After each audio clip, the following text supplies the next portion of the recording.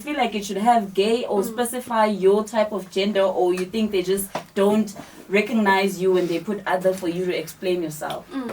You know.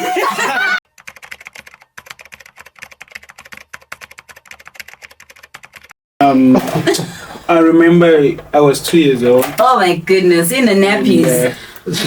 Welcome to the women's I ever dated a man? I mean a female. I'm not yet into those things, you know. Okay.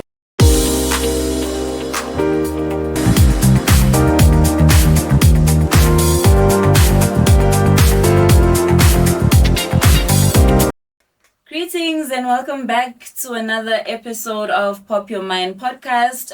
Today we are bringing you a very interesting topic as we dive deep into the women's world. We'll be discussing things that women go through but shy away from speaking about. On that, we'll be discussing topics more on... Oh, before I go into that, I'm with my girl, Ponzo, as y'all know. So on that, we'll be diving deep on topics like pretty hurts, influence on social media, pressure, childhood traumas that have impact on the things that we are going through currently. And what would you advise if you had to meet your younger self? Thank you. So those will be the things we are touching on today. And if you have anything to say, you are more than welcome to share on our comment section so we can touch on that on our next podcast. So, what are the things do you think women go through and shy away from? I think we'll just start with the song Pretty Hurts, guys. If you listen to that song, you'll understand that it's actually talking about what's actually happening in a woman's life. So, yeah, I think the fact that we get so much pressure from social media and the trends and the expectation that a woman must look a certain way, be a certain way, you know, it's like there's all these expectations, like, and standards to a woman's beauty. Yeah, because back in the days, beauty was more of a very simplified explanation. If you had to explain a beautiful woman, it would be more of the natural features that they have. But now it's more of those materialistic things, you know, weave, makeup, all those stuff, BBL, yes. So I feel like those things, as the song says, those things put unnecessary pressure to a point that if you don't own any of those materialistic things, you start feeling some type of way and being stressed because you're not fitting in on the society's expectations. And so, but my question is now, is it wrong to not follow them? Or because sometimes, you know, when you listen to those motivating things that you're like, yeah, you need to look a certain way, do this, do that to feel confident. But if we don't follow that, is it wrong? Like, do you feel less confident or? Nah, I don't think so. I think it depends on. I think it also goes to your self-esteem, how you see yourself, how you portray yourself, the amount of confidence that you have in yourself. It won't easily be influenced or moved by anything that you see on social media because already you have that confidence in yourself regardless of who you are, where you come from, and how you look. So I don't think it's a bad thing to be yourself, because by doing that, you're literally just being yourself, who you are, and giving the world to see you for who you are. But that's the thing, you know, when you grow up as a child, you have that joy, that confidence, you know, that you can do anything, be anything, look however you want to be, and no one will judge you. And then when you grow up and then you go to the real world, it's a whole different thing. The perspective now has changed on how you must look. Yeah, I think it's changed probably by the type of people you meet in that environment, type of how people are addressed or treated based on their looks or their backgrounds or whatever those things may be. It has a lot of impact on how you feel about yourself now, because you having that specific identity or type certain looks, you might be addressed or seen or approached in a different way from that other person who have those 1, 2, 3, 4, 5 things. So you tend to be feeling like maybe if I have those, I'll get this type of approach and respect, some type of thing. But for me, but that's the thing. Let's say you're not surrounded by those people, but can you still run away from that pressure? Because if it's like either way, when you open your phone, It's there. It's there. Like you can't run away from it. It's there. I think, I don't know if it's a challenge or it's something that will never be. You don't, because it's been there, guys. This thing about women having to look a certain way. At first, it was when you're thin, you look beautiful. Now it's when you're thick, you look beautiful. True. You know, so it's like, it's always something that has to trend to determine how a woman should look, you know. I think it goes back to a question that I used to have as a child when growing up. Until this day, I don't understand why the Miss South Africa, Miss Universe always have to be thick, thin, and tall people. If you're thick, I think it goes back to more of your values and things that you can share to society that could identify if you are fit to be Miss Universe, not based on how you look. So I feel that also gives pressure to society, because already I feel like I'm not competent to be part of that competition because I'm thick, you know. So for me to fit in, I need to slim, get to that level of So that's you're a black person. Exactly. Your genes are like this. Exactly. It's not even if I could stop eating. It's my aunts. I took my aunt's genes. There's nothing I can do about that. That's the crazy thing about being a black person, especially South African. Like you really can't. We have it. It's part of our DNA. I tried gym even in high school. I really tried. It's again. I tried to lose weight. I tried to gym, but it's like the shape will always be there, even if you try so hard. Because especially you got if it it's from genes. your mother. Yeah, you got it it's from genes, your mama. it's genes, guys, man. You can't. But yeah, I think that's what we can talk about in terms of how pretty hurts. But I feel like if women become conscious about that, because I don't think we do talk about that, because it's normal to see on social media advising women how to do your makeup, how to do face your routines, but it's like, how do you feel without those things? Exactly. How am I meant to express myself and feel comfortable without those things? Because now you've portrayed a pretty person by having 1, 2, 3, 4, 5. Yeah. And then I think that goes to the social media part. How does the social media put pressure on us? So for first, I want to go through these things. You know, those iPhone, those social media challenges where they have your if you don't have an iPhone, a Weave, what is that Lula bag? Oh yes, that Lula bag, and then the Steve Maiden. Yes, it's like yes, those things, you know, it's those type of things that we're talking about, and then you find everyone being there. I want a Weave, I want this, I want that. It's all starting from social media because.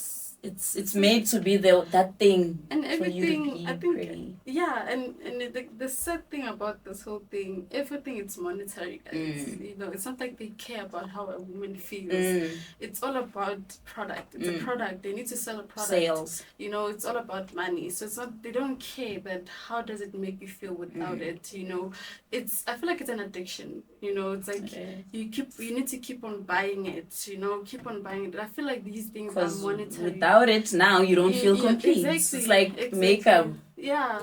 That's what I'm like, Most if people, they removed all those things, how would you feel? Get to live, like, be true to yourself, because till this day I'm going to say it. If you, a person who's easily influenced by those things and not owning them or buying them because you like them, just because it's something that's trending at that time and you want to fit in, it's not a good thing to do. Don't get us wrong. It's not a good thing to do. We're not saying we are against it. We're just saying it's something that we don't really speak about because if it's like there's some women who can't even step out of the door without that weave or without that makeup on. You know, it's really concerning how dependent we are on them. Yeah. And to touch to like. During our school days, during our primary days, our high school days, like the hairstyles you'd get in schools would be blocks, Snoopy, and you'd feel, and especially with Snoopy that is styled, you'd feel like a princess. Nowadays, like in high schools, you find students already installing bondings, you know, those. We didn't see those things during high school. Exactly. It's like after high school. There's different interest now True. on school kids compared to True. how we used to be. So. True. It's a norm to them now. For us, it was a lecture. But what about that child who cannot afford that already in the high school space? What do you say about those schools? Yeah. Okay, maybe it might be the school's rule that they allow those type of hairstyles and stuff like that, but what about that child who's in high school and doesn't come from a background that can accommodate all those things for them to fit in? Already it's starting from school, they are feeling some type of way because they school is meant to be a free space. I'm guessing it's meant to be a free space where you still be a child as much as you are learning, but you still have to be a child. So imagine I don't when you think used it's okay. to feel pressure, muscle cooler, petty things, not even really serious stuff. But I think with today's generation, they really going through it. But now they're already exposed to these things at an early age. It's sad. It's very sad. And I think most things that we tend to talk about, I don't think we talk about like we're discussing. We don't talk about most about those things that are pressure to us. We mostly discuss about, I'm so broke, I need to buy this. We already concluded that we need it. So now it's only the stress of, if I get money, I need to do this, my nails, my lashes, my this. It's sad. And I want to tap back to a child in high school. You're no longer focusing on, as you said, the books, having fun. You're no longer enjoying high school now. Now you're focusing on having to fit in. Like, let's be realistic. We always focus on that, especially when you're in high school. You want to focus on fitting in, the length of your looking uniform. Cool. Do you have a blazer? Your circle? Do they, you choose friends according to category now. Category now, because they're cool now. I have to chill with them. Because of their cool, I have to act a certain way. Now you throw those values that you were taught at home. Now that natural you is now gone, because now you're trying to fit in to accommodate or to fit in to something that's not going to be healthy in the long run, because of it goes back to again childhood traumas. Again, I feel like that also has an impact. But before we jump into that, thank you for joining us until this time. If there's anything on what we've discussed so far, if you have any input, please drop it on our comment section so we sure know to discuss it on the next podcast show that we have. So we are now going to the childhood traumas. How do the childhood traumas affect your current way of living and seeing things? I'll put that question to you first. Yes. I think it was, if not yesterday or day before yesterday, that I actually noticed that childhood traumas actually play a role on how you actually respond to situations now or things that you go through in general. So I think I was talking to my boyfriend, and then I did something wrong and I couldn't say sorry. I would actually sit back and keep quiet and expect him to talk first. Because you're the princess. No, not really. But it's like, it's like, if he's not gonna talk, you don't know how to. I don't know how to approach it, or I have to wait for him to come to me to tell me, okay, now I'm fine, we can talk, type thing. And I think that comes from how I grew up as well, where you find that my mom, if I do something wrong, I am convinced, and until you go back to her until she talks to me. Because even if I talk to her, she'll be like, on some nice, So now I also do that because it's how you. It's how things. And I was like so shocked. It's like when I actually reflected, that's when I saw like, no, this thing comes from actually growing up. This is how I was treated. Yes.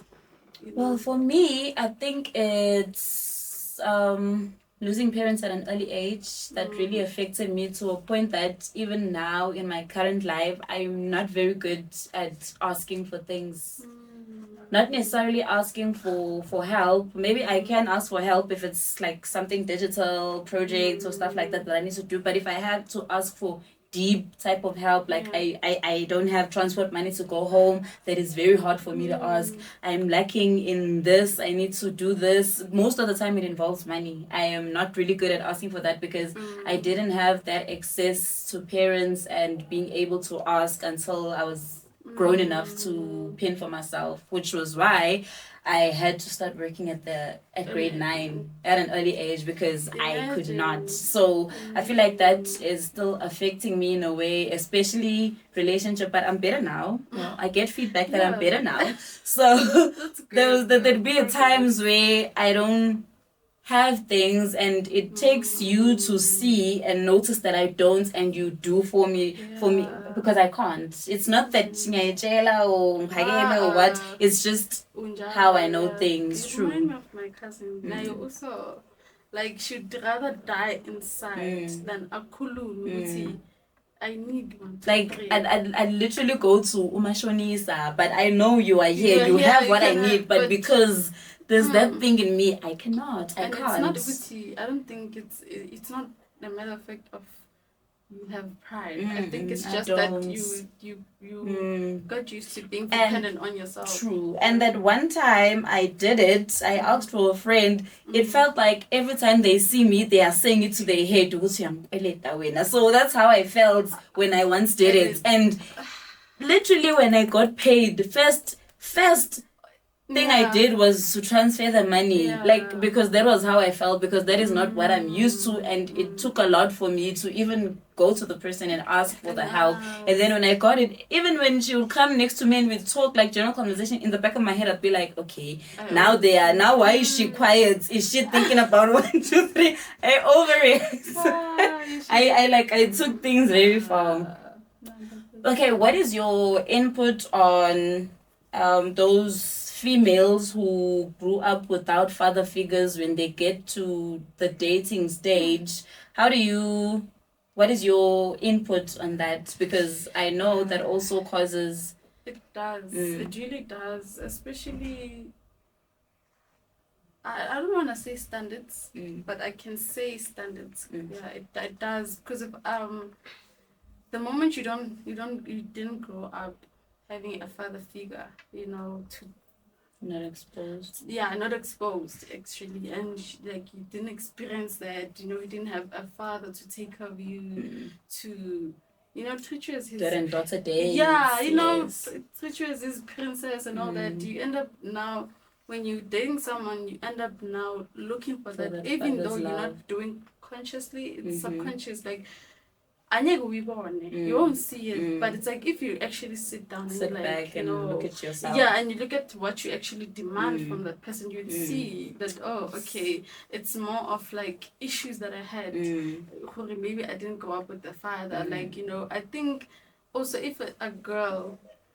has a father and that father exposed him to a lot of things, like dates, ice creams, surprises. Yeah, like supporting her, being there. I don't think she'll settle for something that doesn't. It is less than what the father showed them. Yeah, that's I think true. the father sets the standard. Don't tolerate this. Tolerate this. And it actually guides you to what a type of a man you should have in your life, because of your dad is your first love. So when you go out there, that's when you become exposed to everything and you know how to choose. Because if you're exposed to a boy or a man that's not to you, what your father exposed you to, I don't think you'd settle for that. True. I think it also goes back to, let's say now, the father was present, but the type of treatment the father was giving to your mother, how does that affect you when you grow up? Let's say there was always fights in the house, like the only thing that you know is chaos, and you're being told to run to your room to lock yourselves because now it's about to go down. I think that also goes back to trauma. I think with that as well, you end up seeing that as a norm. That when it happens to you, maybe you become you date a man who's abusive. You think it's a normal way. Thing. This is what my dad used to do to my mom, so he loves me. That's why he's beating me. Don't do it. Don't do it. Do not do it. You'd rather come back with scars than in a coffin. Yeah, and it reminds me of this movie. It starts with us, something like that. It ends with us. It's also about a woman. The mom was abused by the father, and then she grew up seeing that, and then she had a boyfriend who was like that, and she stopped it. So I feel like if you are a girl and you were exposed to such environments, I think it's you have the power to, like, you know what, it stops it. with me, because it's Yes. gonna become generational. Something that passes on, it becomes generational. Then you end up calling it, yeah, it's generational curse. Meanwhile, It's we something that didn't you could sit have down stopped. and sit down with yourself and be like, okay, let's be honest with ourselves. This is what I experienced. I really don't want my children to go through this.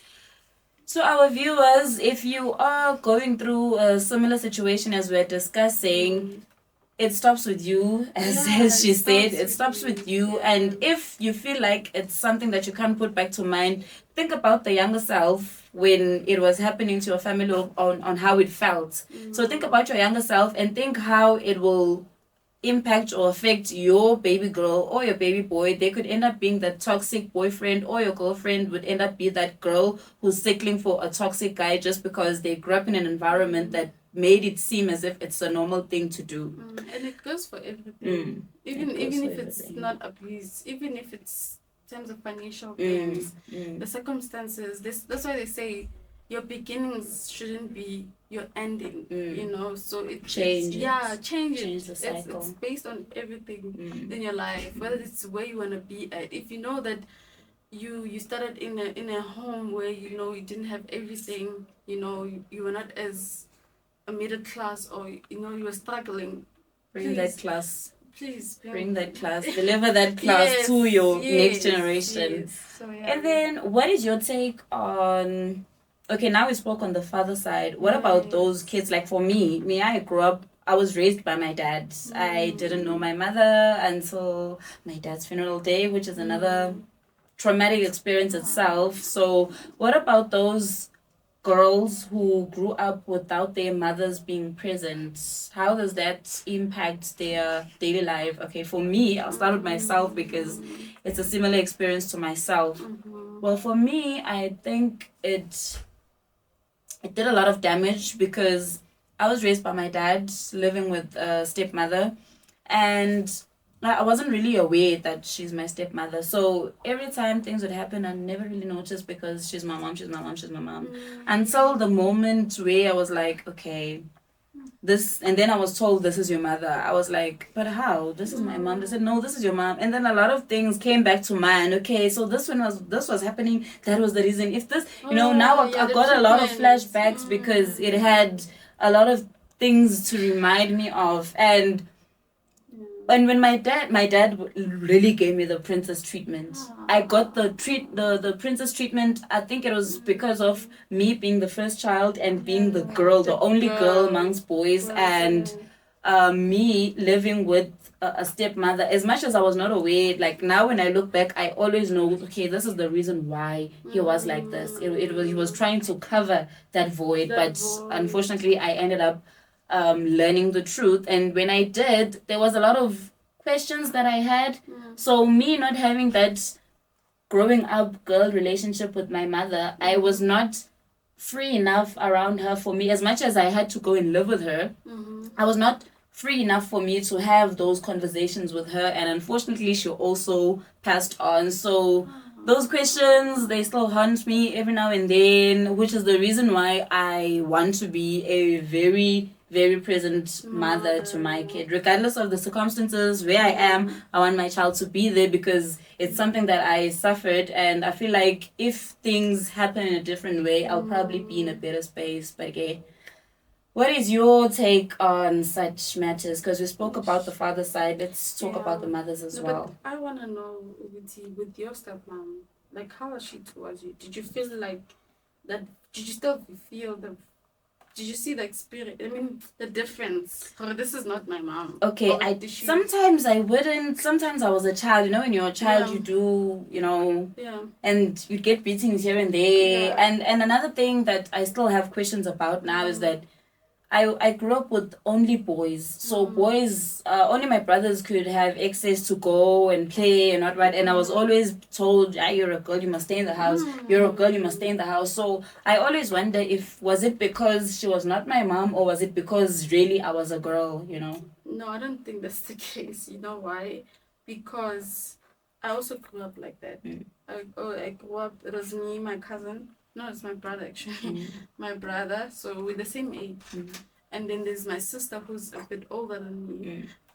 So with me, I would stay at home, but my brother would be allowed to go play outside. Okay. You know. So it was just a thing of me being a girl and Being not a girl, yes, because I also like I would wanna go outside, but I was not allowed. They'll be like, yeah, you can't go outside because of Ntombazana. But in this day and age, it's a very different scenario because most kids are not safe in the homes. They probably feel safer outside the home because there's that malumenyana, that brother who doesn't work, who's always in the house. You know, I don't think it's anything to say like which is a safe or not safe environment for a girl nowadays. You know, you never know. You just live in miracles. You never know. Yeah, you know. To answer your question, with not having a mom, yes, it's not too cruel, ne? But I think it's better to have a mother and not a father.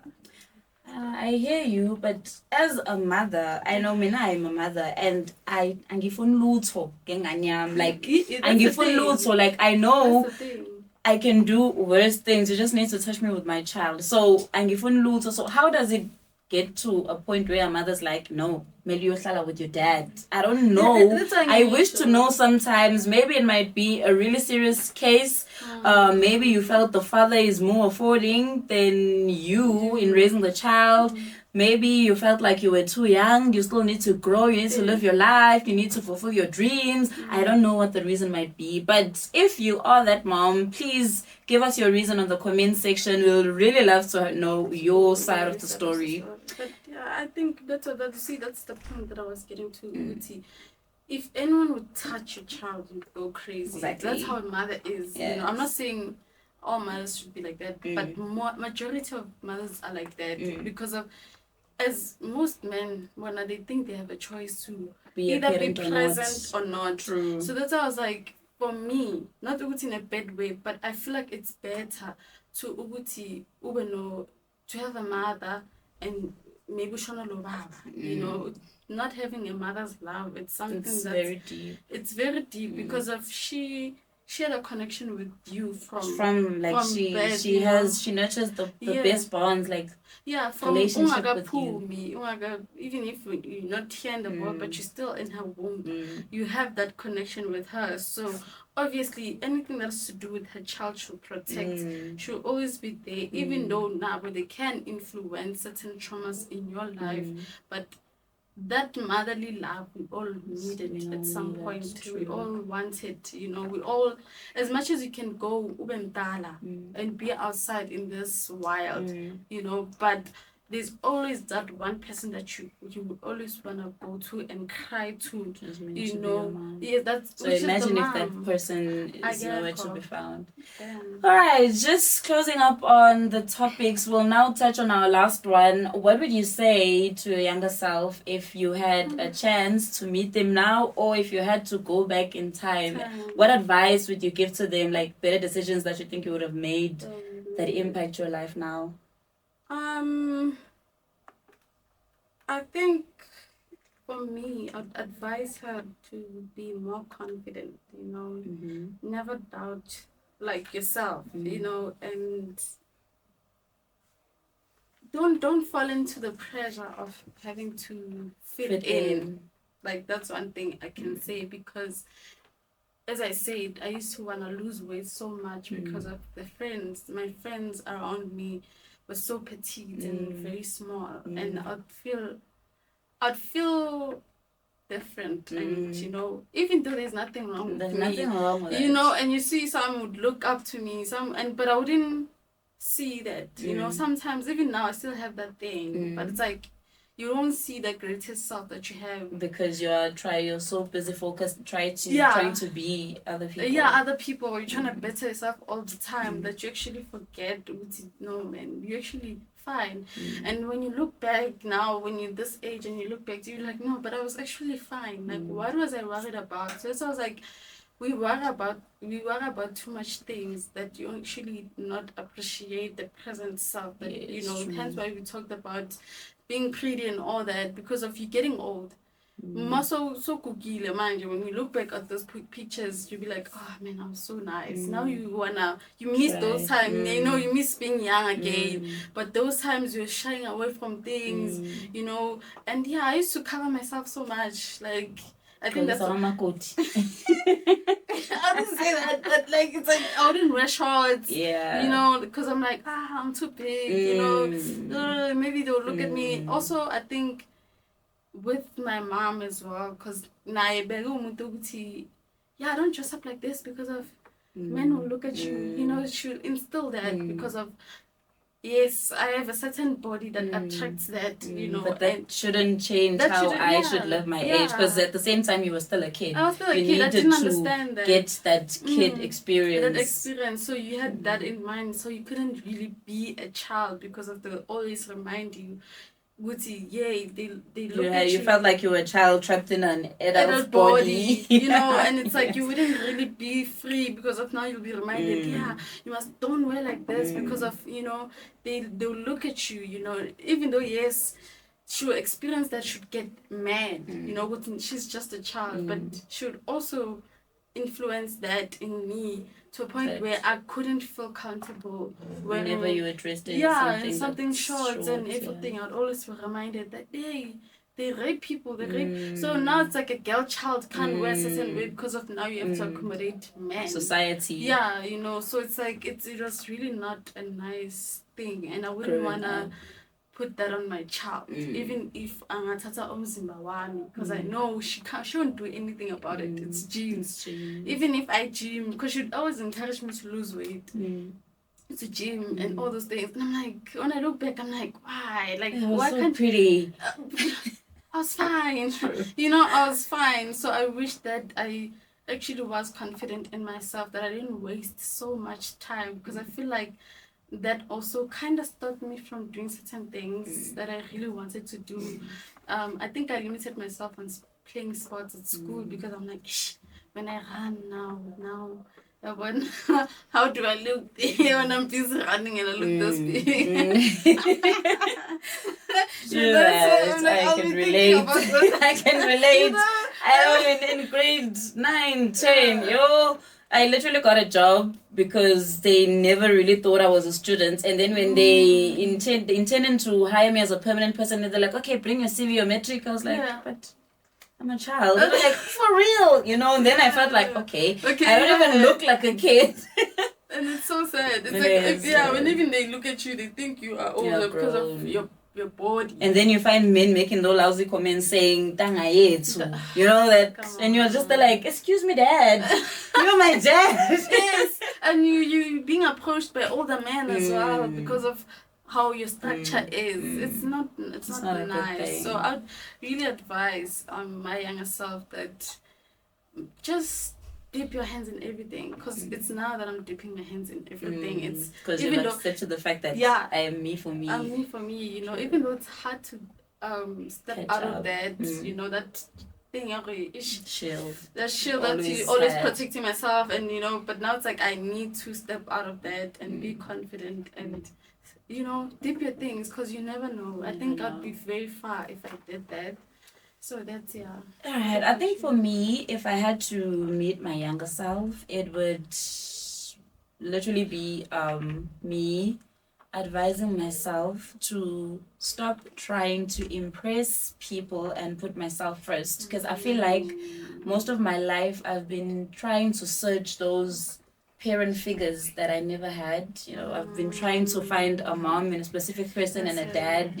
So I overdid some things because I've been trying to get those compliments of I'm proud of you. You know, you got this, you're doing great. Like those cheerful experiences. Like in high school, I was mostly on sports, choir. I like opened a choir in culture thing. Like I was hands on everything, you know. I was that child that every parent needed, but I didn't have that parent that the current child needed, you know. So I feel like if I took all of those investment and like made the purpose to impress myself, I feel like I would be far by now. I'd have like I'd have more confidence in myself, because I feel like it demotivated me at some point, because the type of responses or reactions that I expected I never received. So I feel like if I expected those reactions from myself only and nobody else, I feel like I'd be far, So you what know. type of reactions? Those "I'm proud of you," cheerful, like you got this, you can do this, you're doing great, you know, those Yes. simple words that people don't realize how much impact Like they they have have. in a child's life. So I feel like if I could meet my younger self, I'd put more belief in myself and put myself first and prioritize myself for me, to better myself and not try to impress other people by things that I did good, and probably have my "I'm proud of you" from me to myself and find it enough. But do you think, as a mom right now, or maybe as a mom, a mother probably, or someone who hasn't become a mom as yet, do you think they have to deal with the traumas before having a child so that they don't reflect all that to their own kids? I think it goes with learning a lesson. Mina, I learned from my experiences of how it made me feel. So I wouldn't want to put my child in the same thing. So I am trying, as hard as it is, to try to express things that you never expressed with the other people. It's very hard to express a feeling that you never received. So as much as it's hard for me, but I am trying, and hopefully I will get there. So if you're a mom or gonna become a mom, look at how it affected you and try not to let your younger one growing to be affected by it. And thank you again for watching. We hope you enjoy the show. And please, if you have any feedback or anything to add on the topic, or anything that you'd like us to talk about on our next show, please drop them on the comment section. So as you know, like, subscribe, and share. Thanks, Chomi. Yeah. Thanks, So Chomi. he's